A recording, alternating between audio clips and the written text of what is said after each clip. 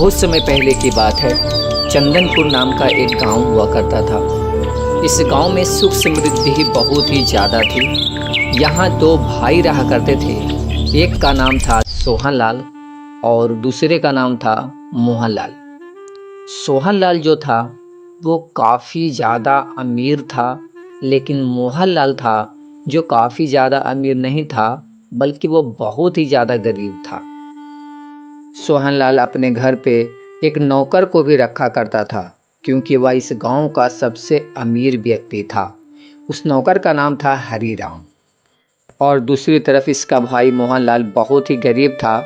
इसका गुजर बसर भी बहुत ही दिक्कतों से करना पड़ता था। इसका एक बेटा था जो विदेश में नहीं बल्कि देश में ही पढ़ाई कर रहा था। उसके लिए खर्च जुटा पाना बड़ा मुश्किल होता था।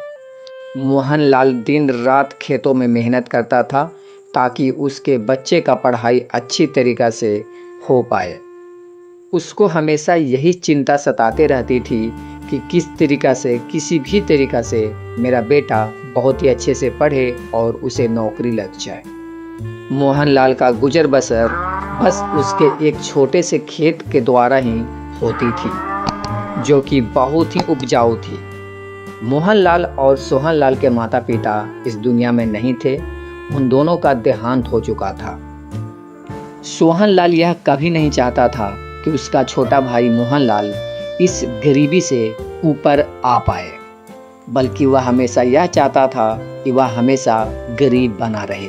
मोहनलाल को सोहनलाल खरी खोटी भी सुनाता था। एक दिन की बात है, सोहनलाल अपने नौकर हरीराम से कहता है कि जाकर यह पता करो कि मोहनलाल के पास में इतना अनाज कहाँ से उपजता है। जैसी आपकी इच्छा मालिक, मैं वैसा ही करूँगा, मैं पता करता हूँ। मोहनलाल की गेहूं की फसल इस बार भी बहुत ही अच्छी हुई थी और वह बहुत ही ज़्यादा खुश था। मोहन के पास में ज़्यादा ज़मीन तो नहीं थी, मगर जो भी थी बहुत ही ज़्यादा उपजाऊ थी। कई दिन बीत जाने के बाद सोहनलाल फिर से एक दिन मोहनलाल के पास में आता है और सोहनलाल कहता है कि देखो भाई, तुम उस छोटे से ज़मीन के टुकड़े से कितना भी उपज कर लो, तुम्हारा रोजी रोटी सही से चलने वाला नहीं है। अगर तुम रोजी रोटी सही से चलाना चाहते हो और बच्चे को पढ़ाना चाहते हो तो मेरी ज़मीन तुम रख लो, मैं तुमसे उसका कोई भी पैसा नहीं लूँगा। बस तुम अपनी ज़मीन मुझे दे देना और मेरी ज़मीन तुम ले लेना। सोहनलाल इतना कहकर और वह अपने घर की तरफ चल देता है। सोहनलाल एक बहुत ही लालची किस्म का किसान था और वह चाहता था कि किसी भी तरीक़ा से अपने छोटे भाई मोहनलाल की ज़मीन को छीन ली जाए, और वह हमेशा इसी फिराक में रहता था, क्योंकि मोहनलाल की वह छोटी सी ज़मीन बहुत ही ज़्यादा उपजाऊ थी। मोहनलाल सुबह होने से पहले ही अपने खेतों पर काम करने के लिए निकल जाया करता था। मोहनलाल के जितना कोई भी गांव में मेहनती नहीं था। सोहनलाल अपने घर के बरामदे के पास में टहल रहा था और टहलते टहलते यही सोच रहा था कि किस तरीक़ा से मैं अपने भाई मोहनलाल के ज़मीन को ले लूं। तभी वह कोई उपाय सोचता है और उसी उपाय को पूरा कंप्लीट करने के लिए अगले दिन ही मोहनलाल के घर पे सोहनलाल आ जाता है। मोहनलाल अपने भाई को आते देख चौंकता है। देखो मोहनलाल, अगर तुम्हें अपनी ज़मीन मुझे नहीं देनी है तो कोई बात नहीं, लेकिन इतना तो कर सकते हो ना, तुम अपनी ज़मीन के बदले मुझसे 10 गुना ज़्यादा ज़मीन ले लो, मैं देने के लिए तैयार हूँ। मोहनलाल तब भी अपनी ज़मीन को देने के लिए तैयार नहीं था, लेकिन भाई के कहने की वजह से वह मान जाता है और भाई के ज़मीन पर खेती करने लगता है। मगर मोहनलाल को बाद में पता चलता है कि सोहनलाल की ज़मीन बंजर है।